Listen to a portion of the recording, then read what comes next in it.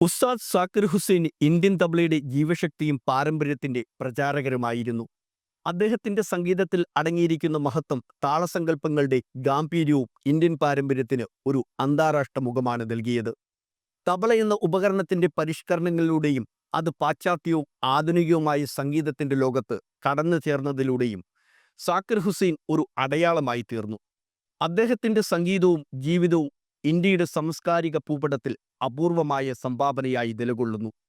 സാക്കിർ ഹുസൈൻ സംഗീതരംഗം ആരംഭിക്കുന്നത് പാരമ്പര്യത്തിലൂന്നിയ തങ്ങളുടെ അനുഭവ പശ്ചാത്തലത്തിലാണ്. 1951 ഡിസംബർ 9 മഹാരാഷ്ട്രയിലെ ഒരു കലാപരമ്പരയിൽ ജനിച്ച അദ്ദേഹത്തിന്റെ അച്ഛൻ ഉസ്താദ് അല്ലാറാഖാന്റെ തബലയുടെ ലോകത്തിൽ തന്നെ അനശ്വരനായ പ്രതിഭയായിരുന്നു. കുട്ടിക്കാലത്തു തന്നെ തബലയുടെ താളങ്ങളുടെ തനിമയും ഗൗരവവും അദ്ദേഹം ഏറ്റെടുക്കുകയായിരുന്നു. അച്ഛന്റെ കീഴിൽ കഠിനമായ പരിശീലനം നേടിയ സാക്കിർ ഹുസൈൻ തബലയുടെ ഗുരുത്വാകർഷണം ചെറുതായി പഠിച്ചു. വ്യക്തിഗത ശ്രദ്ധയും ശ്രദ്ധാലുവായ ശില്പവുമാണ് അദ്ദേഹത്തെ തബലയിൽ പ്രാവീണ്യം നേടാൻ സഹായിച്ചത്. ഒരു താളത്തിന്റെ നൃത്തസമാനമായ ചലനങ്ങൾ കാണിച്ചുകൊണ്ട് അദ്ദേഹം തബലയുടെ പരിമിതികളെ മറികടന്നു. ഇന്ത്യൻ സംഗീതത്തിൽ സാക്കിർ ഹുസൈന്റെ വലിയൊരു പാരമ്പര്യത്തെ ആധുനിക ലോകവുമായി ബന്ധിപ്പിച്ചു.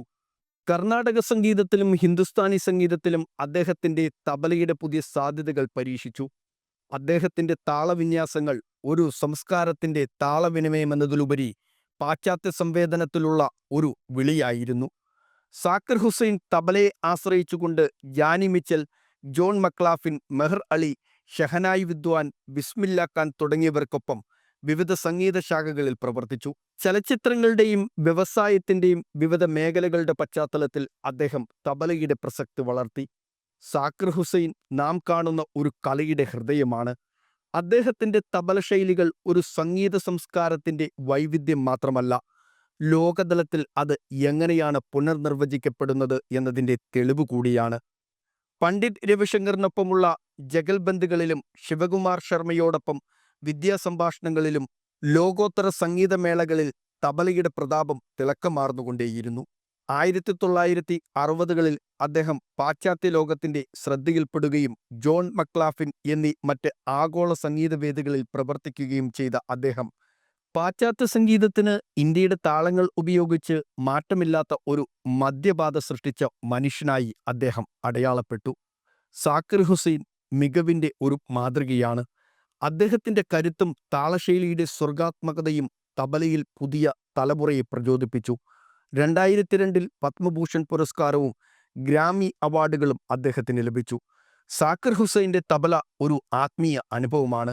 ഓരോ താളമുള്ള ഭാവവും അതിനുള്ളിലെ സങ്കീർണതയും അദ്ദേഹം അനായാസമായി പ്രകടിപ്പിച്ചു. ഇന്ത്യയുടെ പാരമ്പര്യ സംഗീതത്തോടുള്ള അദ്ദേഹത്തിന്റെ പ്രതിബദ്ധത അതിനെ ഒരു ആഗോള സംവേദനത്തിൽ നിന്ന് മാറ്റിവെക്കാനാവാത്ത വിധം പൊരുത്തപ്പെടുത്താൻ അദ്ദേഹത്തിന് കഴിഞ്ഞു. സാക്കിർ ഹുസൈൻ ആരാണെന്ന ചോദ്യം എളുപ്പമുള്ള ഒന്നല്ല. അദ്ദേഹം ഒരു തബലക്കാരൻ മാത്രമല്ല, കലാപ്രവർത്തകനും പാരമ്പര്യ സംരക്ഷകനും ആധുനികതയുടെ സന്ദേശവാഹകനുമാണ്.